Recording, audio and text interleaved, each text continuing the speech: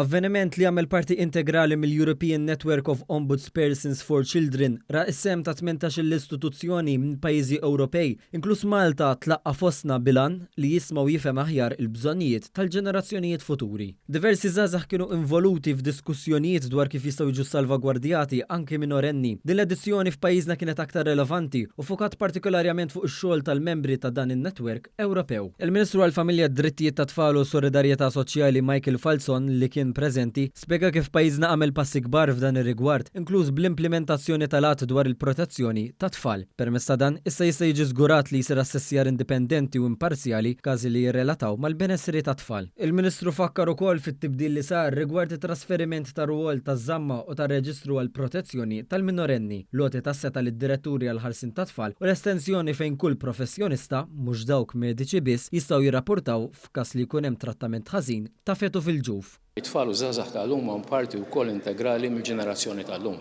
U allura Ministra stess iridu nieħdu ħsieb il-bżonnijiet, l-aspirazzjonijiet u nkunu hemm biex ngħinuhom wettqu l-potenzjal kollu tagħhom.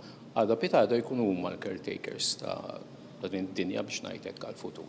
Essenzjali nħarsulhom id-drittijiet tagħhom u li nkunu hemm fil-mumenti fejn huma jkollhom bżonn.